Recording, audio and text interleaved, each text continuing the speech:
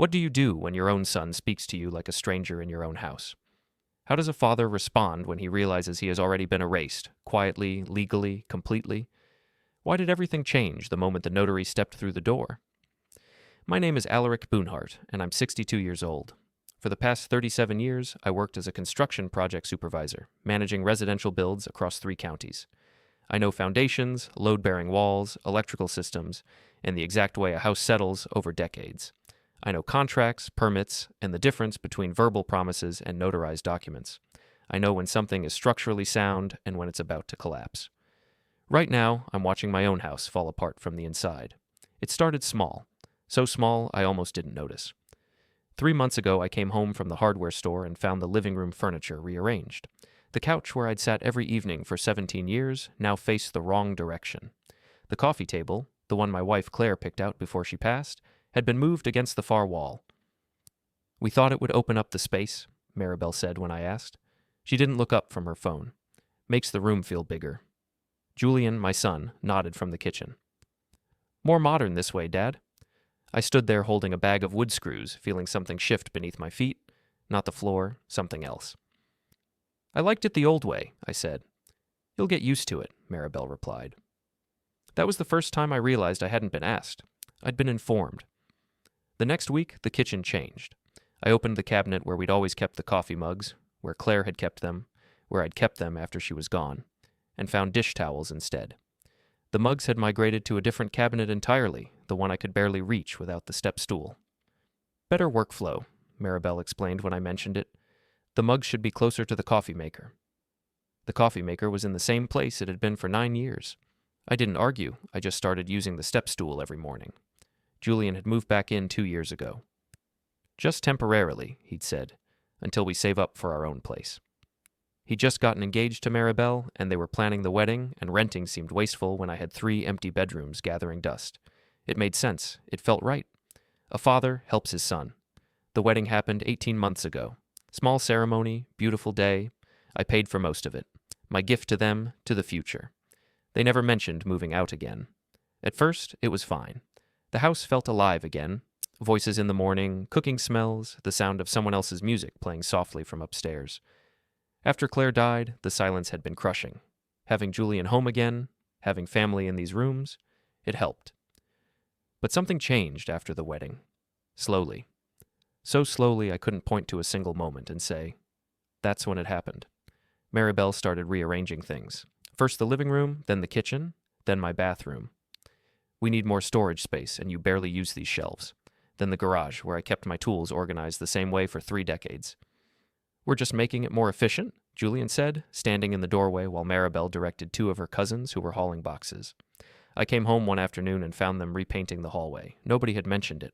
The old color, a warm cream Claire had chosen, was already covered with a cold gray. "It's called Coastal Fog," Maribel said. "Very popular right now." "I like the cream," I said. "This is more contemporary." She went back to rolling the paint. I stopped sleeping well. Not because of noise, they were quiet enough, but I found myself waking at 2, 3 in the morning, listening to the house, making sure it was still mine. That sounds crazy, I know, but I could feel it. The way you feel a stranger's eyes on you in a crowd. Conversations started stopping when I entered rooms. I'd walk into the kitchen, and Julian and Maribel would go silent mid-sentence, then smile and change the subject to something neutral. The weather, grocery prices, nothing that mattered. I started eating dinner alone more often. They'd eat earlier. "We have plans tonight, Dad." Or later. We already ate. Didn't want to wait.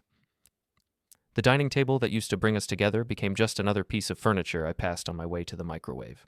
One evening, I found Julian in my study, my private office, the one room I thought was still mine, going through the filing cabinet. "What are you doing?" I asked. He didn't even startle. "Just looking for something." "In my files?" "Our files, Dad. Family documents." He pulled out a folder. "I need to see the property tax records." "Why?"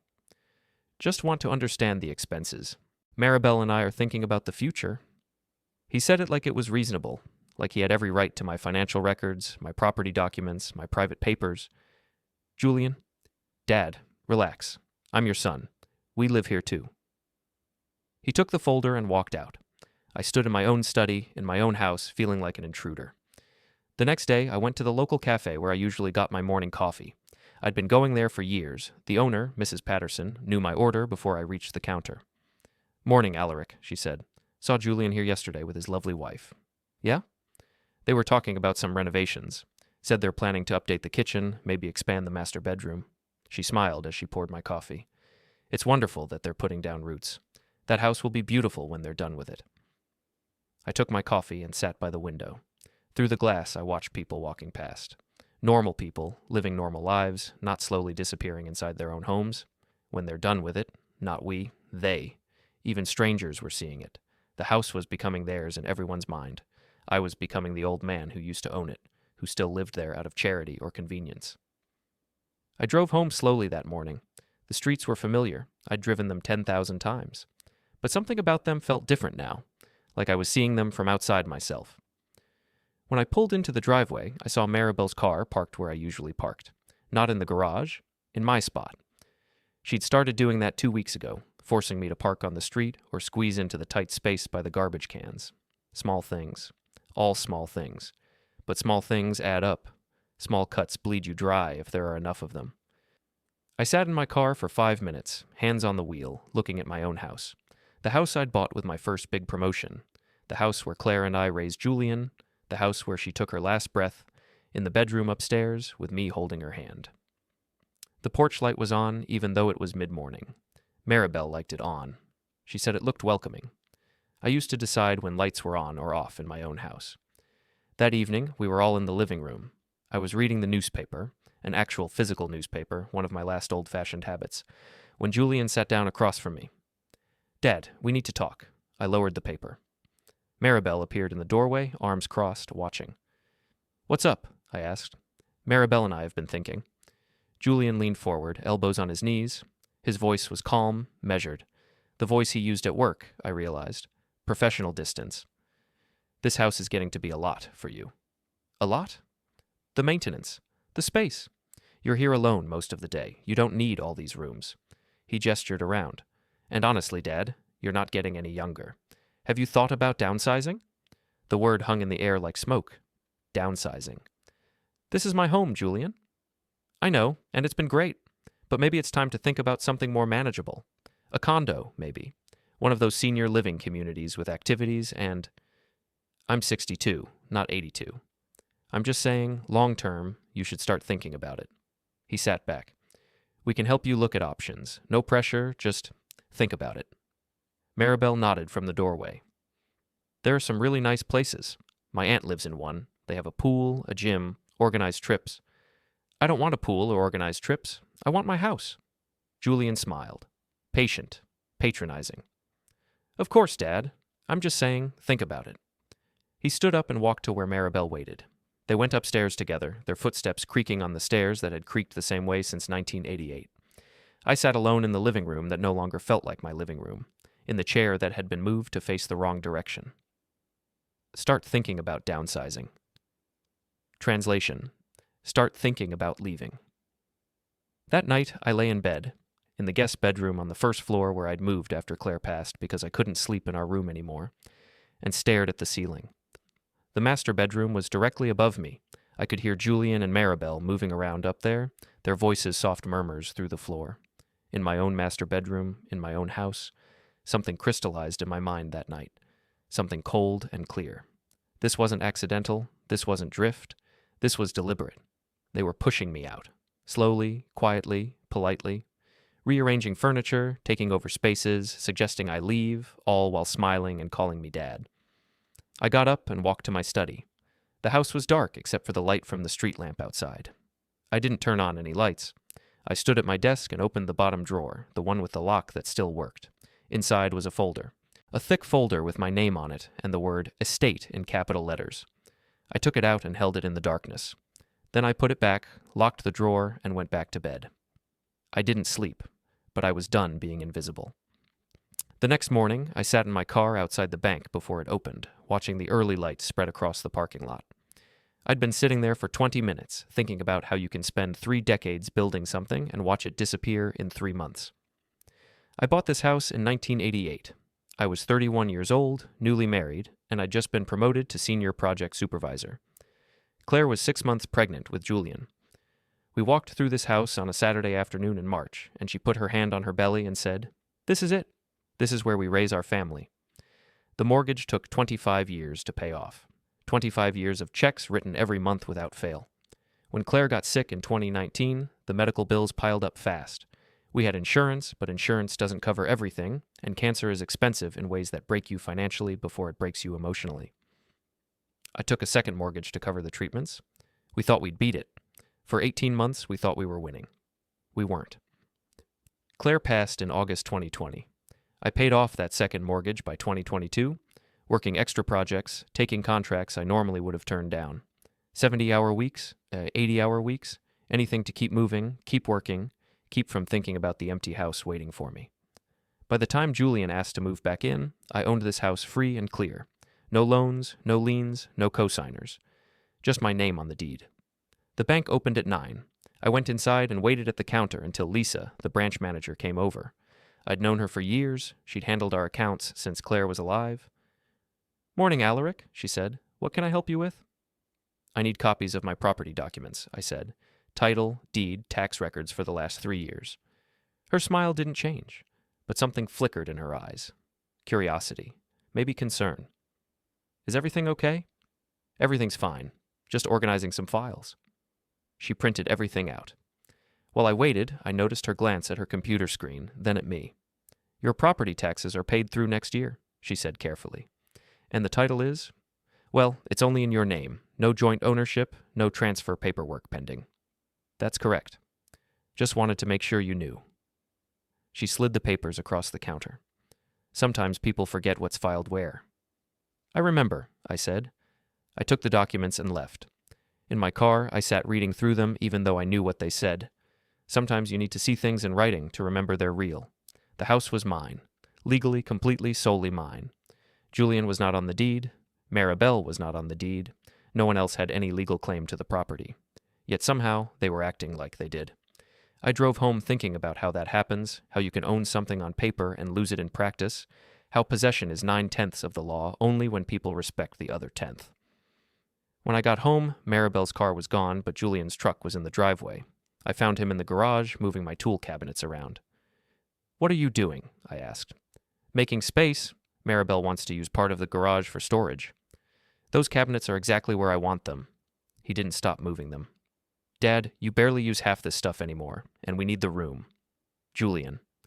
I waited until he looked at me. "Stop moving my things." For a second, something crossed his face. Annoyance, impatience. Then it smoothed over into that calm, reasonable expression he'd been using more and more. "Fine," he said. "Whatever you want, it's your house." The way he said it, flat, almost mocking, made it clear he didn't believe that anymore. He left the garage. I heard him go inside, heard his footsteps upstairs, heard him on the phone, voice low and irritated, though I couldn't make out the words. I stood in my garage, surrounded by tools I'd collected over 40 years, and thought about a conversation I'd had with my estate lawyer back in 2021. His name was Gareth Holloway, and he was 71 years old then, semi-retired, but still taking care of his oldest clients. We'd sat in his office overlooking Main Street, and he'd walked me through the paperwork after Claire's passing. "Your will is straightforward," he'd said. "Everything goes to Julian. But Alaric, we should talk about protections." "What kind of protections?" "You're a widower now. If you remarry, if Julian gets married, if circumstances change, you want to make sure your intentions are clear and your interests are protected." He'd leaned back in his chair.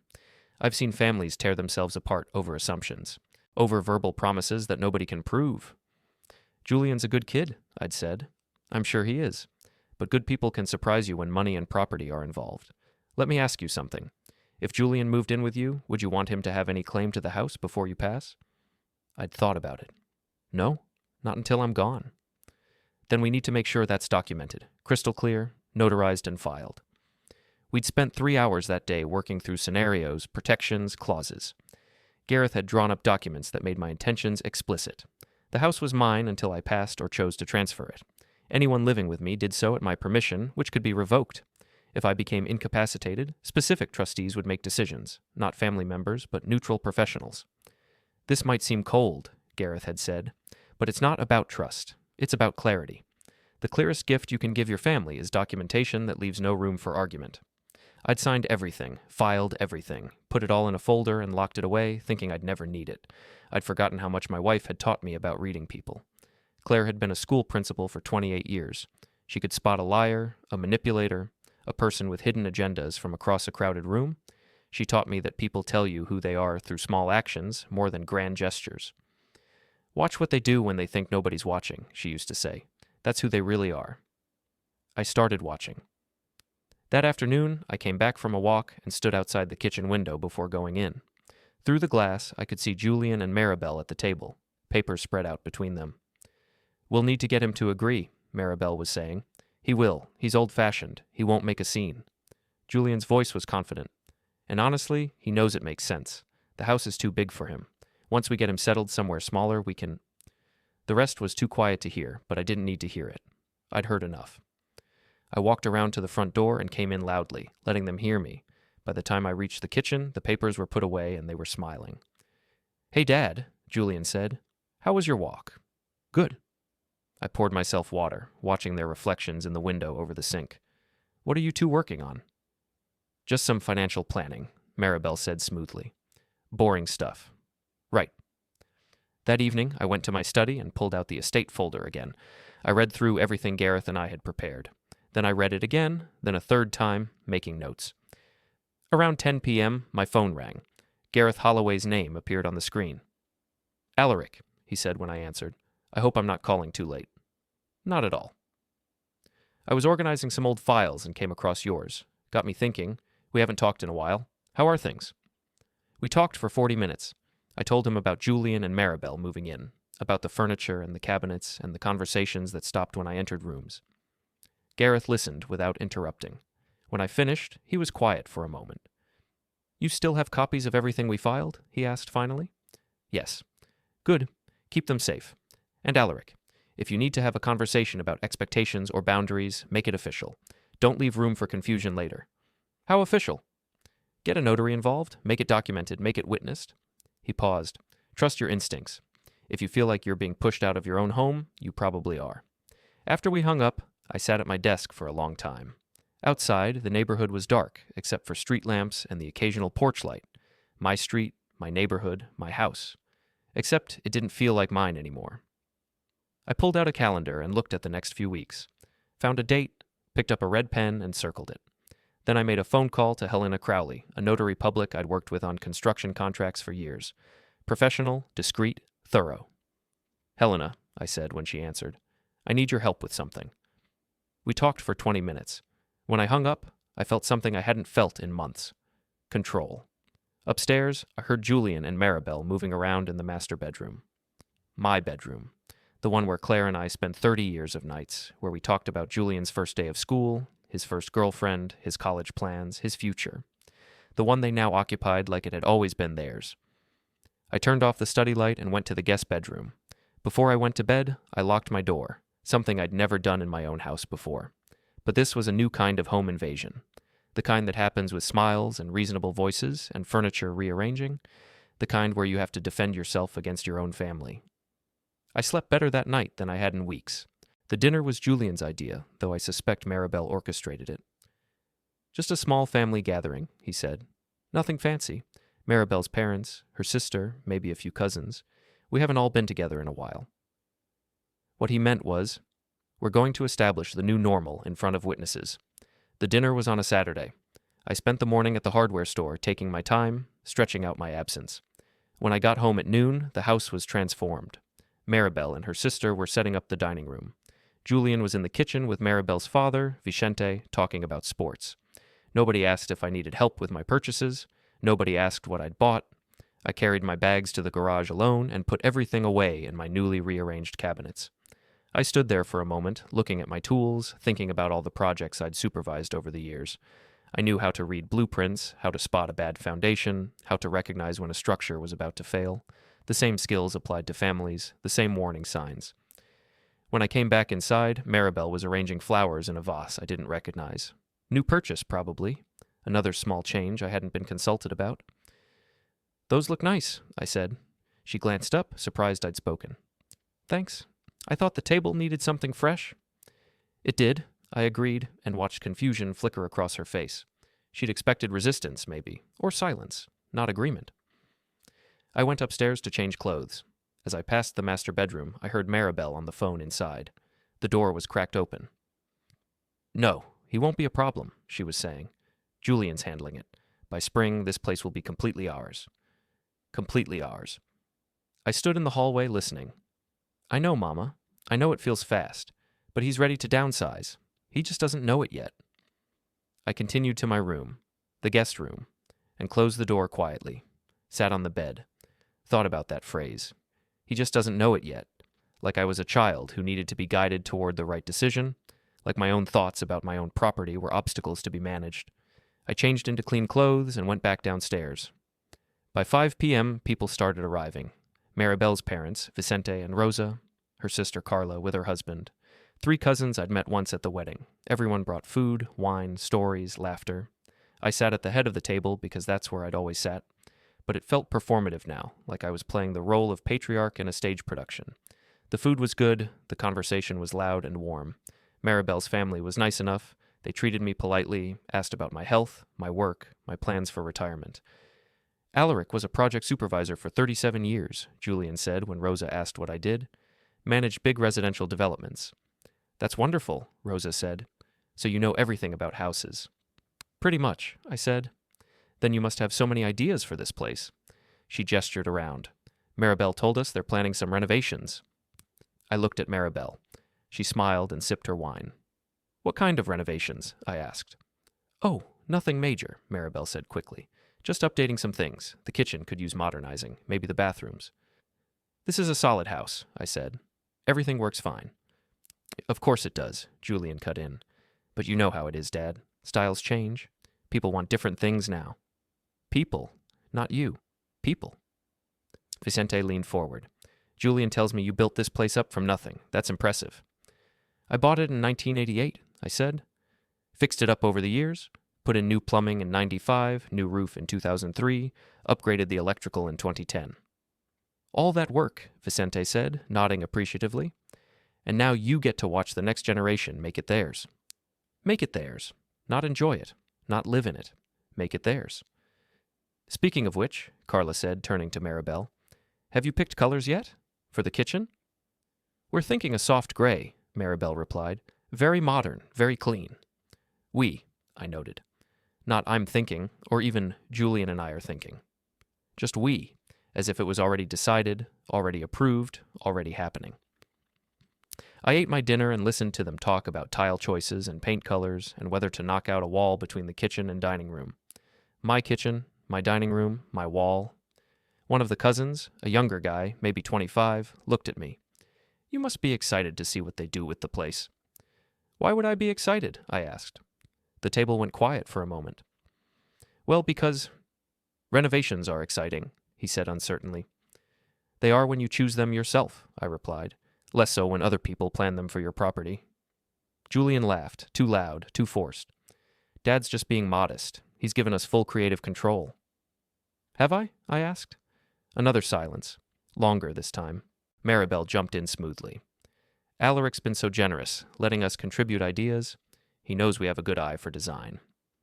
"It's not about eye for design," I said quietly. "It's about who makes the decisions." Vicente cleared his throat. "Well, family decisions are always collaborative, right?"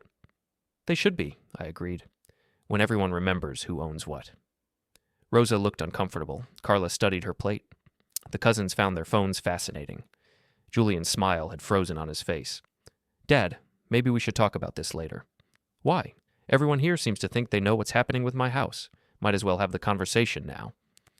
"Alaric," Maribel said carefully, "we're not trying to—" "You're not trying to what? Take over? Because that's exactly what it feels like." The tension in the room was thick enough to cut. Julian's jaw was tight. Maribel's face had gone pale. Then Rosa, bless her, changed the subject to something about a wedding they'd all attended, and the moment passed. The conversation limped forward. People ate, drank, pretended everything was normal. But everyone knew it wasn't. Carla leaned toward me later, her voice low. "You must be so excited to see what they do with the place." "Thrilled," I said. After dinner, we moved to the living room. Wine kept flowing. Someone brought out a phone and started showing photos from a recent vacation. Vicente told a long story about a fishing trip. Everyone laughed. I sat in my chair, the one that had been moved and that I'd moved back, and watched them all. Watched Julian and Maribel play the perfect hosts. Watched them accept compliments about their home. Watched the future being written in real time by people who didn't own a single square foot of it. Then Julian stood up with his wine glass. "Hey, everyone, can I say something?" The room quieted down. Maribel smiled up at him from the couch. "I just want to thank you all for coming," Julian said. "It means a lot to have family together like this, and I especially want to thank Maribel for making this house feel like a real home again." People murmured agreement. Rosa said something in Spanish that made Maribel laugh. "This place has been in transition," Julian continued. "Since Mom passed, Dad's been on his own here. It's been hard. But now, with Maribel and me here, it feels alive again. It feels like it has a future." He paused, looked around the room. His eyes passed over me without stopping. "The truth is," he said, his voice steady and clear, "this house is my wife's now." Silence. Not the good kind. The kind where everyone stops breathing for a second. I felt it in my chest first, then my throat, then spreading through my whole body like ice water. This house is my wife's now. 7 words, delivered with total confidence, with finality, with the assumption that everyone in the room would simply accept it as fact. I looked around. Rosa was nodding slightly. Vicente raised his glass. Carla smiled. The cousins looked at their phones. No one corrected him. No one questioned it. No one even looked surprised. Maribel reached up and squeezed Julian's hand. "Thank you, baby," she said softly. Julian sat down. Conversation resumed. Someone changed the subject to an upcoming holiday. Someone else asked about dessert. I stood up. "Excuse me," I said to no one in particular. I walked through the kitchen, past the counter where people had stacked dirty dishes, past the modernized cabinets Maribel had reorganized, past the window that looked out at the backyard where Claire and I used to drink coffee on Sunday mornings. I went to the garage. It was cool in there, dark except for the single overhead light. I sat on my workbench, the one I'd built 20 years ago, and stared at the closed door that led back into the house. This house is my wife's now. Not will be. Not might be someday. Is, present tense. Current fact, established reality. He'd said it in front of witnesses. Family witnesses who didn't object, didn't question, didn't even blink. In Julian's mind, and apparently in Maribel's mind, and in everyone else's mind who mattered, the transfer of ownership had already happened. The paperwork was just a formality waiting to catch up with what everyone already knew. I thought about all the construction projects I'd supervised, all the times contractors tried to cut corners thinking I wouldn't notice, thinking they could get away with substandard work because the client didn't know better. I always noticed, and I always called them on it. This was the same thing. Julian and Maribel were cutting corners, building on a foundation that didn't exist, assuming the structure would hold because no one would check the permits. But I was checking. I had been checking all along. I sat there for 10 minutes, maybe 15, long enough for my hands to stop shaking, long enough for the ice water in my veins to sharpen into something clearer, colder. Then I went back inside. The party was winding down. People were getting their coats, saying their goodbyes. Rosa hugged me. "Thank you for having us, Alaric. You have a beautiful home." "Thank you for coming," I said. Vicente shook my hand. "Take care of yourself. And don't worry. These two will take good care of the place." "I'm sure they will," I said, "while they're here." He looked confused, but didn't ask, just smiled and left. When everyone was gone, Julian and Maribel started cleaning up.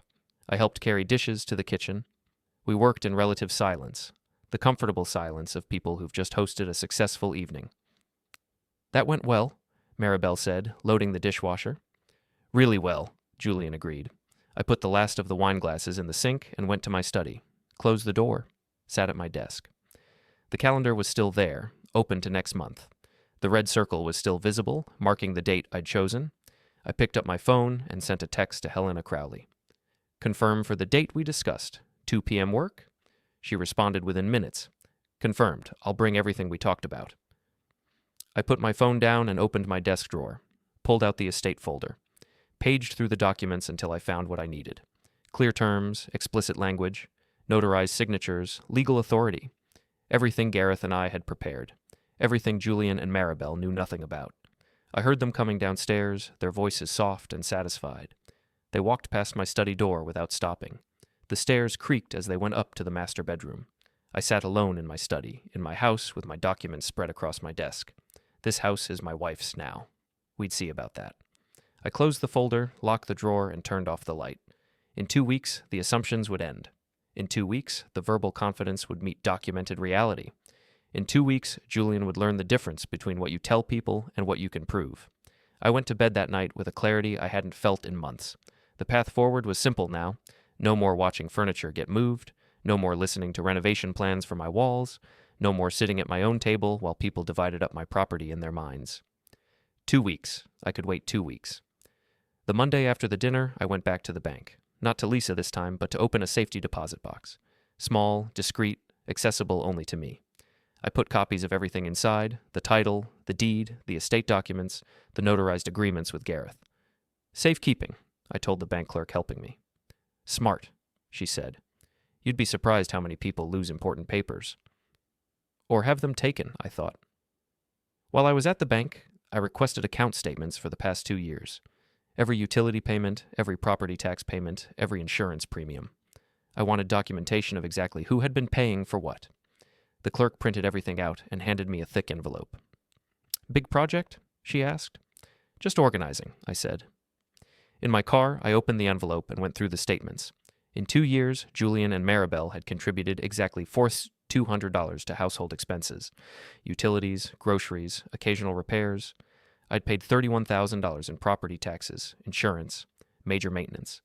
The mortgage had been paid off years ago, but if it hadn't been, that would have been another $24,000. They'd been living here for roughly $175 a month, less than a quarter of what they'd pay in rent anywhere else, and they thought they owned the place. I drove home thinking about how easy it is to confuse a good deal with a right, how quickly gratitude turns into entitlement when nobody draws clear lines. That afternoon, I organized my home office with military precision. I labeled folders: property, taxes, utilities, estate, legal. I made sure everything was in order, everything was accessible, everything was ready. I created a spreadsheet breaking down every expense for the past 2 years. Color-coded, cross-referenced, documented. Not because I planned to charge them rent, I didn't, but because I wanted a clear record of who had been carrying this house financially. Julian came home while I was working. I heard him go upstairs, heard the shower run, heard him talking on the phone. His voice carried through the vents. Something about meeting a contractor, about getting estimates for the kitchen renovation. Our kitchen, he kept saying, our space, our vision. Each hour was like a splinter under my skin. I heard him laugh. Yeah, the old man won't be a problem. He's basically checked out already. By summer, we'll have this place exactly how we want it. The old man. I sat at my desk, listening to my son talk about me like I was an inconvenience to be managed, and felt something cold settle deep in my chest. I kept filing papers. That evening, Julian came to find me in the study. Hey, Dad, can I borrow your truck tomorrow? Mine's in the shop. What for? Need to pick up some tile samples for the kitchen. I looked at him over my reading glasses. You're ordering tiles? Just samples, to see what we like. We? Maribel and me. He shifted his weight. For when we do the renovation. When are you planning to do this renovation? Spring, probably. We talked about it at dinner, remember? You talked about it. I don't recall agreeing to it. He laughed, uncertain. Dad, come on. It's just updating things, making the space more functional. It's my space, Julian. It's already as functional as I need it to be. Well, yeah, but... He stopped, recalibrated. Can I borrow the truck or not? No. Why not? Because I might need it. For what? For whatever I want. It's my truck. He stared at me. Are you serious right now? Completely serious. He left without another word. I heard him on the phone upstairs, voice tight with frustration, telling someone, probably Maribel, that I was being difficult. Over the next few days, the renovations talk increased. Maribel brought home paint samples and left them on the kitchen counter. Julian measured the walls in the living room. They talked about timelines, budgets, design trends. On Tuesday evening, I found them sitting at the dining table with a contractor's business card and a notebook full of sketches. What's this? I asked. Just preliminary plans, Maribel said quickly. Nothing final. I picked up the notebook. Detailed drawings of the kitchen, new cabinets, different layout, knocked out wall. At the bottom, a cost estimate, $47,000. $47,000, I said. That's on the high end, Julian said. We can probably get it done for $35,000 if we're smart about materials. And who's paying for this? They looked at each other. "We were thinking," Maribel began, "since it increases the property value, it's an investment for everyone." "For everyone," I repeated, "meaning I pay for renovations to my house that you want?" "Well, when you put it that way." "How else would I put it?" Julian stood up. "Dad, this is getting ridiculous. We live here. We're allowed to have opinions about the space." "Opinions, yes. $50,000 renovation plans, no. It's $35,000, probably. It's $0,000, because it's not happening." "You're being completely unreasonable," Maribel said, her voice rising. "This kitchen is outdated. It's inefficient. Anyone can see it needs updating." "Then maybe you should buy your own house and update that kitchen." The silence that followed was sharp enough to draw through bone. Julian's face went red. "We're trying to build a life here." "You're trying to build a life in my house without my permission. There's a difference." He grabbed the notebook and the contractor's card. "Come on, Maribel. This is pointless." They went upstairs. I heard their door close, heard raised voices, muffled by walls and floors. I sat at the dining table, alone with the paint samples Maribel had left behind. Soft gray, modern white, coastal fog, colors for a house they didn't own, plans for walls they had no right to touch. "We're thinking spring for the kitchen," Maribel said the next evening over dinner, as if the previous argument hadn't happened. "That gives us time to plan it right." "Spring," I repeated. "Unless you have objections?" Julian asked. His tone suggested he couldn't imagine what objections I might have, or why they would matter. "No objections," I said. "Yet," he smiled. "Great. We'll get some estimates and go from there." But his smile faltered when I added, "Of course, any work done to the house requires the owner's written permission and the owner's signature on any contracts." That's just a formality, right?" "It's the law, Julian. When contractors work on a property, the owner has to authorize it. Otherwise, it's not legal work." Maribel set down her fork. "You're saying you'd refuse to sign?" "I'm saying nothing happens to this house without my explicit approval, in writing, every single time." On Wednesday, I called Helena Crowley again. "Just confirming," I said. "You have everything you need?" "All set," she replied. "I've reviewed the documents your lawyer sent over. Everything is in order. This will be straightforward." "Good. Alaric, can I ask, does your family know about this meeting?" "Not yet." She was quiet for a moment. "You're within your rights, you know. This is your property, your decision. But it might be uncomfortable. It needs to be done." "Understood. I'll be there at 2 p.m. on the date we confirmed. Should I plan for hostility?" "Plan for surprise," I said. "They don't believe they're wrong. They believe they're entitled." "That's often the hardest kind," she said. "But the documents are clear. The law is clear. They'll have to accept it." After we hung up, I sat at my desk and looked at the calendar. The red circle was getting closer. 10 days away now. On Thursday, Maribel's parents came over for lunch. I was working in the garage when they arrived, so I didn't see them at first. When I came inside, Rosa was in the kitchen making coffee while Maribel showed Vicente the master bedroom. I stood in the hallway, listening to them walk around up there. "Beautiful room," Vicente said. "Good light." "We love it," Maribel replied. "We're thinking of expanding the closet, maybe adding a sitting area by the window." "You should. This is your space now. Make it yours." "Your space now." I went upstairs, knocked on the open door. All three of them turned to look at me, caught, though they didn't know it yet. "Vicente, Rosa, good to see you," I said pleasantly. "Alaric." Rosa came over and hugged me. "We were just admiring the bedroom." "It's a good room," I agreed. "My wife and I slept here for 30 years. "Maribel was telling us about their plans to expand the closet," Vicente said. "Plans," I repeated. "Interesting. I haven't heard anything about closet expansion." Maribel's smile froze. "It's just an idea, Alaric. Nothing concrete." "Good, because concrete changes require concrete permissions." Vicente laughed uncertainly. "Well, I'm sure you two will work it out. Family always does." "Some families," I said. "The ones that remember who owns what." The atmosphere in the room changed. Rosa looked confused. Vicente glanced at Maribel. Maribel stared at me with barely concealed frustration. "Why don't we have that coffee downstairs?" I suggested. We went to the living room, made small talk, discussed the weather, local news, Vicente's recent fishing trip, but underneath, tension hummed like a live wire. When they left, Rosa hugged me again. "Take care of yourself, Alaric. You're lucky to have such devoted young people looking after you." "Looking after me," I said. "That's one way to put it." Everyone was saying it. Everyone believed it. The transfer had happened socially, culturally, in everyone's mind except the laws.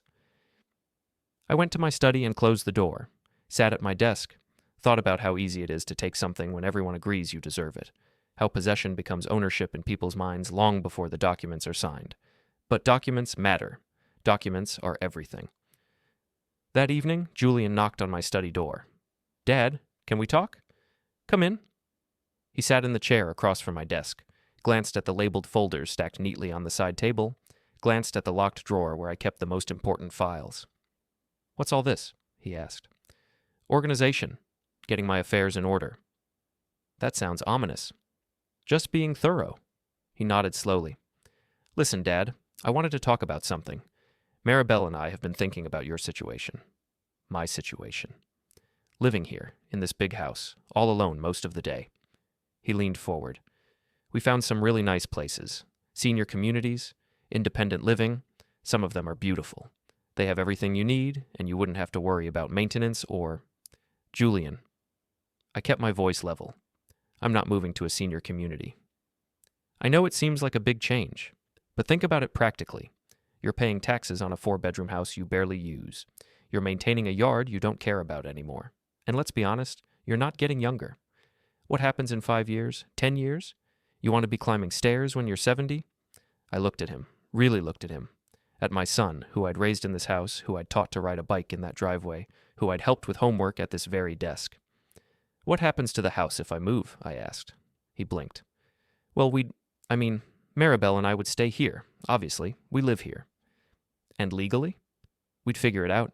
Transfer the deed or whatever, the usual stuff." He waved his hand. "We'd work with a lawyer, make it official." "Transfer the deed," I repeated. "Right. It makes sense, doesn't it? The house would go to me eventually anyway. This just streamlines things." I nodded slowly. "I see. So, you'll think about it?" "I'll think about it." He stood up, looking relieved. "Great. No pressure, Dad. Just think about what makes sense for everyone. Everyone. Not you. Everyone." After he left, I sat at my desk for a long time. Then I pulled out my phone and sent a text to Gareth. "Can you be available by phone on Saturday afternoon? May need to reference some documents." He replied, "I'll keep my phone on. Good luck." On Friday, I went to the cafe where Mrs. Patterson worked. Sat in my usual spot by the window. She brought my coffee without asking. "You look tired, Alaric," she said. "Busy week?" "How's Julian?" "Fine. He and Maribel are doing well." "Still talking about those renovations?" I looked up. "You heard about that?" "Small town. Word gets around." She wiped down the table next to me. "For what it's worth, I hope they know how lucky they are. Not everyone gets to live rent-free in a fully paid-off house."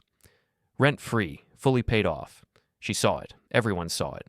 Julian and Maribel living in my house, planning my renovations, positioning themselves as owners, while I faded into the role of the old man who used to live here.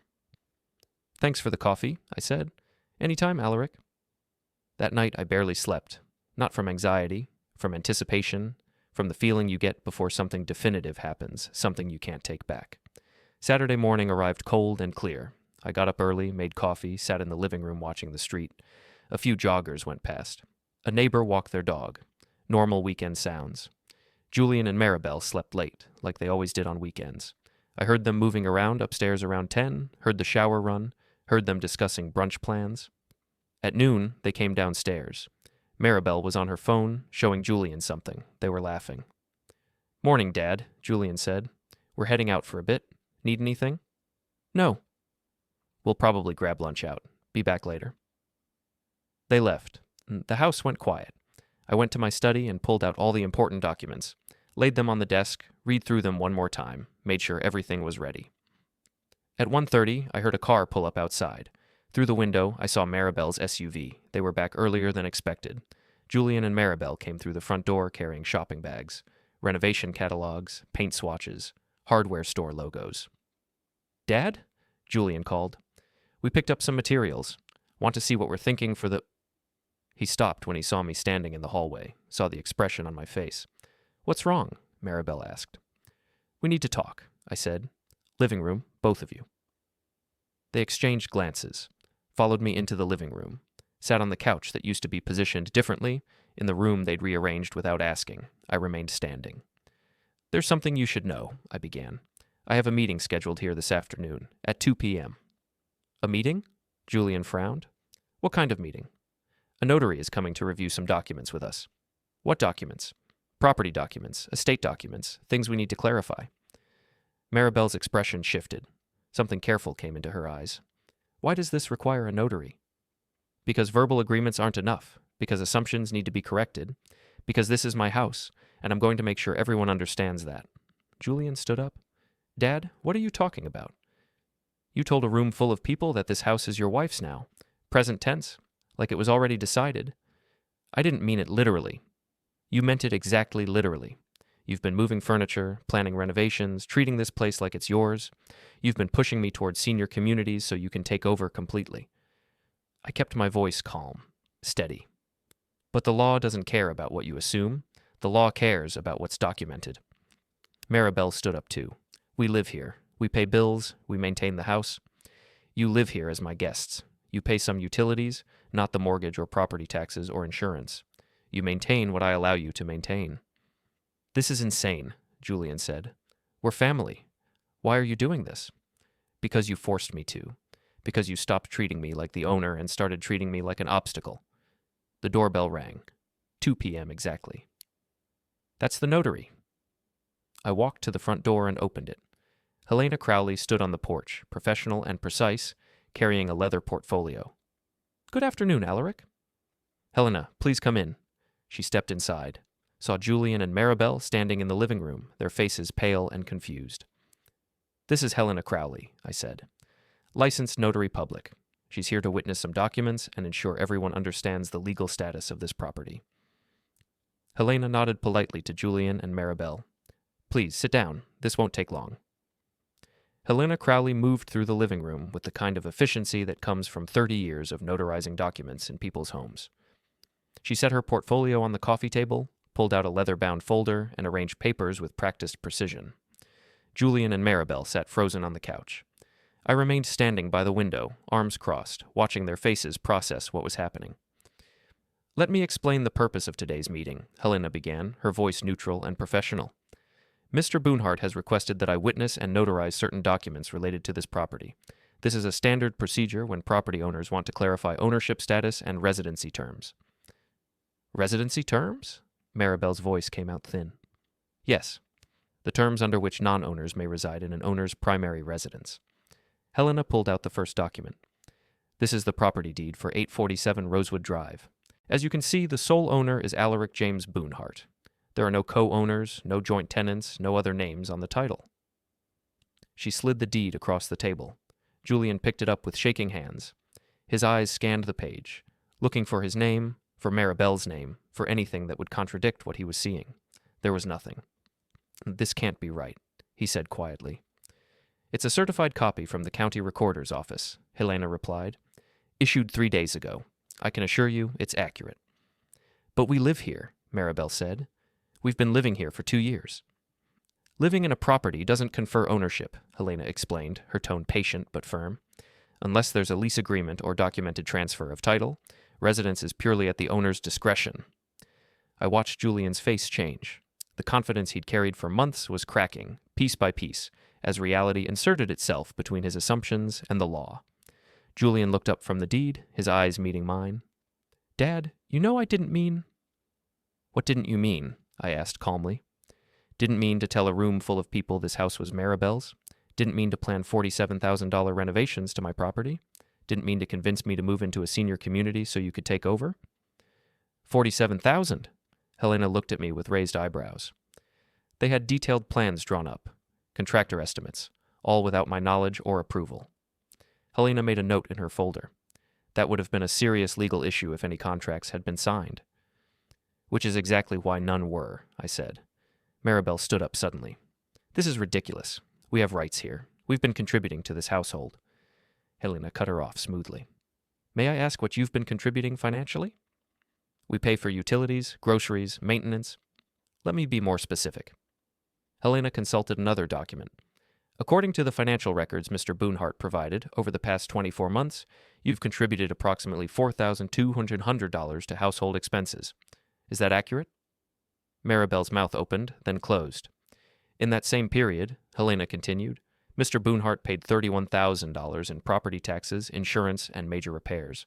The property has no mortgage, having been paid off in full in 2022. If you'd been renting a comparable 4-bedroom house in this area, you'd have paid approximately $48,000 in rent over those same 2 years. The numbers hung in the air like accusations. We didn't know the exact amounts, Julian said weakly. That's the problem with assumptions, I said. You assumed you were contributing equally. You assumed the house would naturally become yours. You assumed I'd just go along with whatever you wanted. We're family, Maribel said, but her voice had lost its edge. Family doesn't give you property rights, Helena said matter-of-factly. Family relationships and legal ownership are completely separate matters. She pulled out another document. Now, let's discuss the estate structure. Mr. Boonehart, would you like to explain this, or shall I? Go ahead, I said. Next, Helena continued, we have Mr. Boonhart's estate documents. She placed another set of papers on the table. These were prepared and notarized in 2021 by attorney Gareth Holloway. They specify that upon Mr. Boonhart's passing, the property will transfer to his son, Julian Boonehart. However, she emphasized the word, these documents also contain specific clauses about property access during Mr. Boonhart's lifetime. Julian leaned forward. What clauses? Helena turned to a marked page. Section 7, paragraph 3. The property owner retains sole and absolute authority over the residence during his lifetime. Any persons residing in the property do so at the owner's discretion, and under terms the owner may modify or revoke at any time, with or without cause. The silence in the room was suffocating. What does that mean? Maribel asked, though her voice suggested she knew exactly what it meant. It means, I said, speaking for the first time since Helena started explaining, that you live here because I allow it, not because you have rights to it, not because you're entitled to it, because I permit it. Dad, Julian started, let me finish. I moved away from the window, stood next to Helena. For months, you've been acting like this house belongs to you, rearranging furniture without asking, planning renovations without my permission, telling people I'm in my living room at my table that this property is your wife's now. You've been pushing me towards senior communities so you can take over completely. We were trying to help, Maribel protested. You thought you could ease me out, make me feel like a burden in my own home until I left voluntarily. Then you'd have the house without having to wait for me to pass. I kept my voice level. But you forgot something important. You forgot that I built a career reading contracts, understanding property law, knowing the difference between social confidence and legal authority. Julian put his head in his hands. I can't believe this is happening. Believe it, I said. This is what happens when assumptions meet documentation. Maribel turned to Helena. There has to be some kind of, I don't know, tenant rights? Squatters' rights? We've lived here for 2 years. Squatters' rights require adverse possession, which has specific legal requirements, Helena explained, including the owner not knowing about your presence, not giving permission for you to be there, and a statutory period of usually 5 to 20 years depending on the state. You have none of those elements. You've been living here with explicit permission, paying partial expenses as guests. As guests, Maribel repeated bitterly. Yes, which means Mr. Boonehart has the legal right to ask you to leave at any time, with appropriate notice. How much notice? Julian asked, his voice hollow. That brings us to the next document, Helena said, pulling out another paper. This is a notarized statement of residency terms, prepared this week. It specifies that Julian Boonehart and Maribel Boonehart are permitted to reside at this address under the following conditions. First, they may not make structural changes, renovations, or significant alterations without written permission from the property owner. Second, they may not represent themselves as owners or co-owners of the property in any context. Third, this permission may be revoked with 30 days written notice. Julian's face had gone gray. You're kicking us out? I'm establishing boundaries, I corrected. Whether you stay or go depends entirely on whether you can respect those boundaries. Maribel stood up suddenly. This is crazy. You can't just... I can, I said quietly. This is my house. I've been too polite, too patient, too willing to ignore what was happening. That ends today. Helena stood as well, gathering her papers. I need signatures from everyone acknowledging they've seen these documents. This doesn't require your agreement, only your acknowledgement that you've been informed of the property's legal status. And if we don't sign, Julian asked, his voice hollow. Then I'll note your refusal in my records, Helena replied. But it doesn't change the facts. These documents are valid whether you acknowledge them or not. Signing simply confirms you've been informed." I watched my son sit there, holding papers that destroyed every assumption he'd built his future on. Part of me, the father part, the part that remembered teaching him to ride a bike and helping him with math homework, wanted to soften this, to ease the blow. But the larger part, the part that had watched him dismantle my authority in my own home, felt nothing but cold satisfaction. "I'll sign," Maribel said suddenly. She reached for the pen Helena offered. Her hand shook as she wrote her name.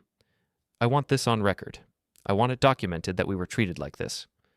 "That's your right," Helena said evenly. Julian stared at his wife, then at me, then at the papers. Finally, he picked up the pen and signed. Helena collected the documents, made notes in her portfolio, and handed copies to both Julian and Maribel. "You'll each receive certified copies by mail within 5 business days. Mr. Boonehart will retain the originals." She turned to me. "Is there anything else you need today?" "No, thank you, Helena." "Then I'll leave you to your family discussion." She packed her portfolio, nodded professionally to everyone, and walked to the door. I followed her out. On the porch, she paused. That was harder than most of my appointments. It needed to be done. Family property disputes always are. For what it's worth, you handled it correctly. Clear documentation prevents worse problems down the road. She adjusted her briefcase. "Good luck, Alaric." I watched her walk to her car, watched her drive away, then stood on my porch, looking at my house. Behind me, through the door, I heard raised voices, Julian and Maribel arguing in sharp whispers that weren't quite whispers. I took my time going back inside. They were still in the living room. Maribel was pacing. Julian sat with his head in his hands. "How could you do this?" Maribel turned on me as soon as I entered. "How could you humiliate us like this?" "I didn't humiliate you," I clarified reality. "You brought a notary to our home." "My home," I corrected. "That's the entire point." Julian looked up. His eyes were red. "Dad, I'm your son. I know who you are. Then why are you treating us like criminals?" "Because you treated me like an inconvenience. Because you stopped seeing me as the owner and started seeing this property as your future asset. Because the moment you thought you could take it, you did." "We live here," Julian repeated, like saying it enough times would make it more true. "You live here as my guests. Those are the terms now. Clear, documented, notarized terms." I sat in my chair, the one that had been moved and that I'd moved back to its original position 2 days ago. "You have a choice. Accept those terms and we can live together respectfully, or reject them and find somewhere else to live." Maribel laughed bitterly. "Where are we supposed to go? We don't have money saved for a deposit, first and last month's rent." "You've been living rent-free for 2 years," I pointed out. "If you don't have savings, that's a choice you made. We've been helping with this house. You've been helping with utilities and groceries, not the property taxes, not the insurance, not the repairs or maintenance." I kept my voice calm. "And you certainly haven't been paying rent, which is what you'd pay anywhere else." The reality of their situation was settling over them like fog. They'd been so confident, so certain the house was already theirs in all but name, that they'd never planned for any other scenario. "I need air," Maribel said suddenly. She grabbed her purse and walked out. The front door slammed behind her. Julian and I sat in silence. "You really did this," he said finally. "I really did." "Because I said one thing at dinner? Because we moved some furniture? Because you stopped treating me with respect? Because you forgot this was my house? Because you decided the transfer had already happened and I just needed to accept it?" I leaned forward. "Julian, I would have given you this house eventually, gladly. When I was ready, when the time was right. But you couldn't wait. You had to take it now. You had to push me aside." "I never meant—" "Yes, you did. You meant exactly that. And Maribel meant it. And everyone at that dinner knew what you meant." I sat back. "So now we have clarity. Now everyone knows exactly where things stand." He stood up. The papers Helena had given him crumpled in his fist. "I need to think. Take your time." He walked upstairs. I heard his footsteps overhead, pacing back and forth in the master bedroom. The bedroom where Claire and I slept for 30 years. The bedroom he'd occupied for 2 years like it was his birthright. I sat alone in the living room as afternoon faded into evening. The house was quiet except for Julian pacing upstairs and the distant sound of Maribel's car returning, pulling into the driveway. She came back inside without looking at me, went straight upstairs. I heard their voices, muffled and urgent. Around 7 p.m., they came back down. Both of them. They stood in the living room doorway, and I could see they'd been crying. "We need to know," Julian said. "Are you going to kick us out?" "That depends," I replied. "Can you live here respectfully? Can you stop treating my property like yours?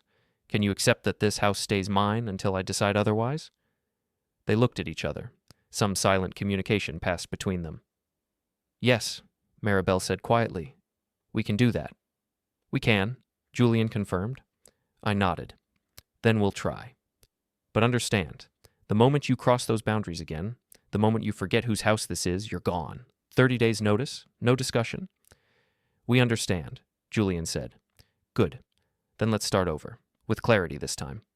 They went back upstairs. I stayed in the living room until late, thinking about power and respect and the distance between what people assume and what they can prove. Outside, the neighborhood was dark and quiet. Inside, my house felt like mine again. Not completely, not yet. But the foundation had been reset. The boundaries had been drawn. The assumptions had been corrected. Whatever happened next would happen on my terms. Because this house was mine. The paperwork said so.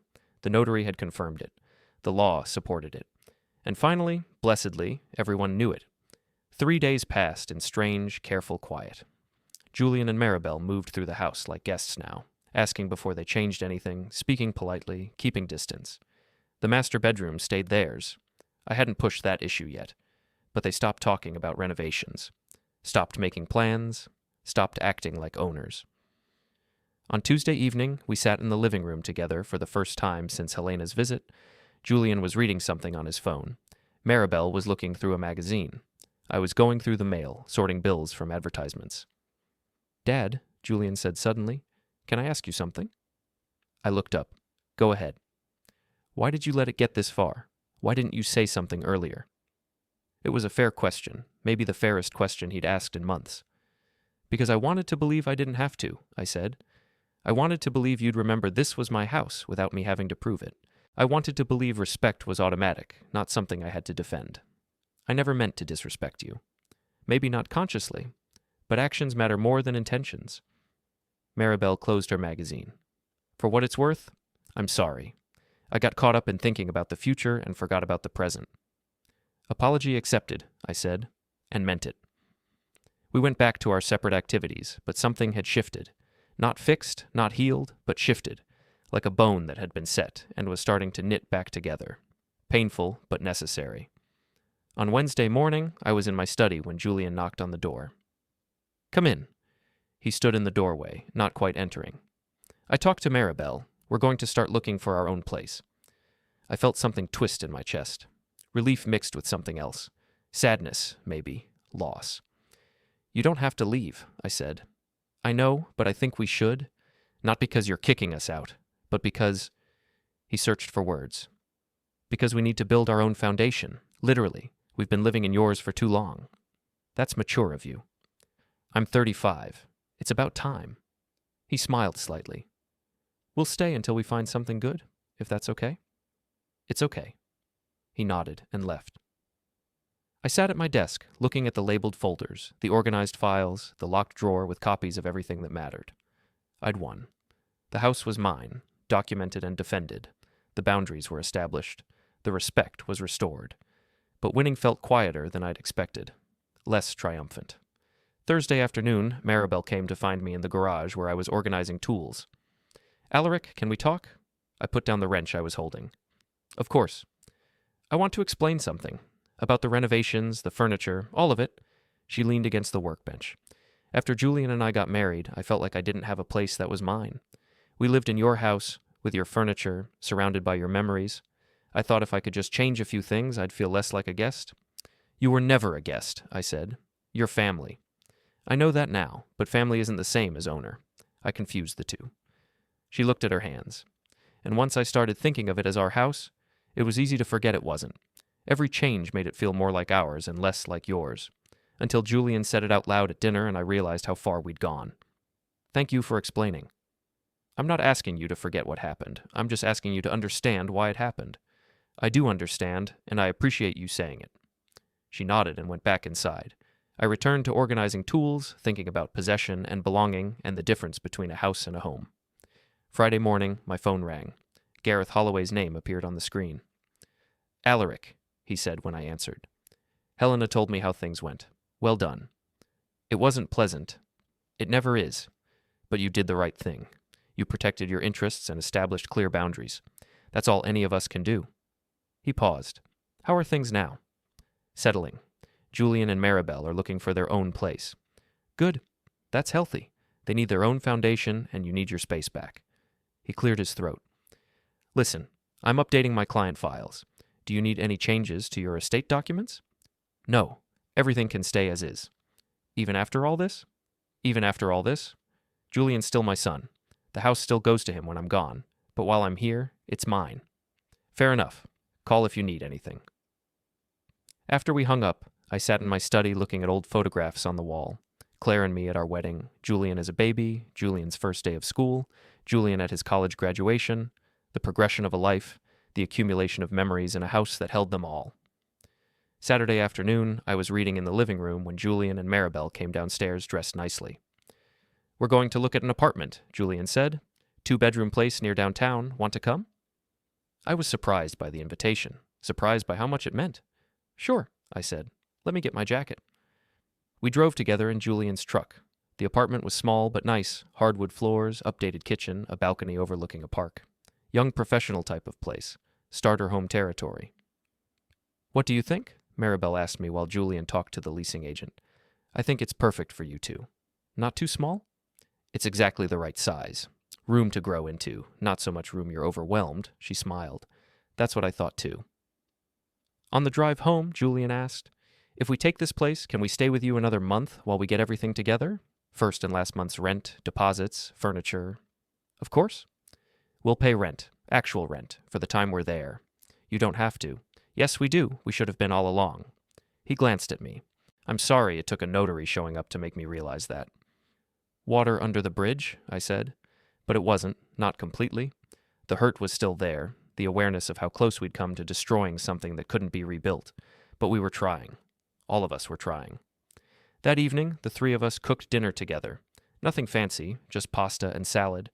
But we moved around the kitchen in harmony, passing ingredients, sharing space, talking about nothing important. It felt almost normal, almost like family. After dinner, Julian helped me with the dishes while Maribel made phone calls about the apartment. Dad, he said, scrubbing a pot. I learned something these past few days. What's that? That assuming something is yours doesn't make it yours. That respect isn't automatic. That love and family don't override property law. Hard lessons. Necessary ones. He rinsed the pot and set it in the drainer. I took advantage of you. I convinced myself I was helping, but really I was taking, and I'm sorry for that. Apology accepted. Again. I mean it this time, not just because I got caught, but because I understand what I did wrong. We finished the dishes in comfortable silence. Later, when everyone had gone to bed, I walked through my house one more time, turned off lights, checked locks, looked at rooms that were starting to feel like mine again. The furniture was still rearranged, the paint was still the wrong color, the master bedroom was still occupied by people who weren't me. But the foundation was solid. The ownership was clear, the boundaries were established. In my study, I pulled out the estate folder one last time, read through the documents that had saved everything. The clear terms, the explicit language, the notarized signatures that made assumptions irrelevant and confidence meaningless. Gareth had been right. The clearest gift you can give your family is documentation that leaves no room for argument. I locked the folder away and went to bed. The next 4 weeks passed quickly. Julian and Maribel packed their belongings, arranged furniture in their new apartment, set up utilities, became independent adults living their own lives in their own space. On moving day, I helped them load boxes into a rental truck. Neighbors watched us work, probably wondering what had changed, why the young couple was suddenly leaving. Let them wonder. When the truck was loaded, Julian and Maribel stood in the driveway, looking at the house they were leaving. Thank you, Julian said, for letting us stay, for teaching me what I needed to learn, for being patient when I didn't deserve patience. You're welcome, and you're always welcome to visit. We will, often. He hugged me. Maribel hugged me too. Then they got in the truck and drove away. I stood in the driveway watching them go, feeling the strange mix of relief and emptiness that comes when something changes permanently. Inside, the house was quiet. Just me and the walls that had held 37 years of my life. The rooms where Claire and I built our family, where we loved and fought and made peace, where we raised our son, where she took her last breath, where I'd almost lost everything to assumptions and entitlement and the slow erosion of respect, but I hadn't lost it. I'd defended it. I'd drawn lines and enforced them. I'd made the hard choice to prioritize clarity over comfort, documentation over family harmony. And in doing so, I'd taught my son something crucial: that love doesn't override law, that family doesn't mean ownership, that respect is earned, not assumed. I walked through the house, room by room, reclaiming each space in my mind.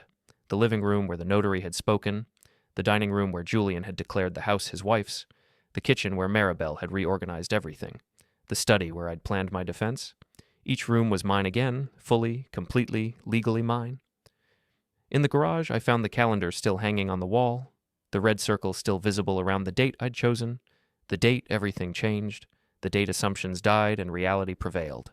I took the calendar down and threw it away. I didn't need it anymore. That night, I slept in the master bedroom for the first time since Claire passed. Climbed the stairs, opened the door, stood in the room we'd shared for 3 decades. It didn't feel like Julian and Maribel's room anymore. It didn't quite feel like mine yet either, but it would. Time would make it mine again. I lay in bed, in the darkness, listening to the house settle around me, the familiar creaks and groans, the sound of my house, my property, my life. And I thought about what Helena had said on the porch that day. Clear documentation prevents worse problems down the road. She was right. The documents had saved everything. The notary's presence had forced reality into open air where assumptions couldn't survive. 7 words had almost cost me my home. This house is my wife's now. 7 words spoken with confidence, with certainty, with the absolute conviction that social agreement was the same as legal fact. But 7 words hadn't been enough. Confidence hadn't been enough. Social agreement hadn't been enough. Because in the end, the only thing that mattered was the one thing Julian had forgotten. The house was mine. The paperwork proved it. The notary confirmed it. The law enforced it. And now everyone, Julian, Maribel, the neighbors, the family, the town, everyone knew it. Not because I'd argued or fought or raised my voice, but because I'd let the documents speak for me, because I'd let the notary remind everyone what actual ownership meant, because I'd remembered that silence can be strength when you have the law on your side. I fell asleep in my master bedroom, in my house, on my property, with my documents locked safely in my study downstairs. And when I woke the next morning, the sun was streaming through the windows Claire had chosen, warming the walls I'd painted, illuminating the home I'd defended. It was mine. Finally, completely, undeniably mine.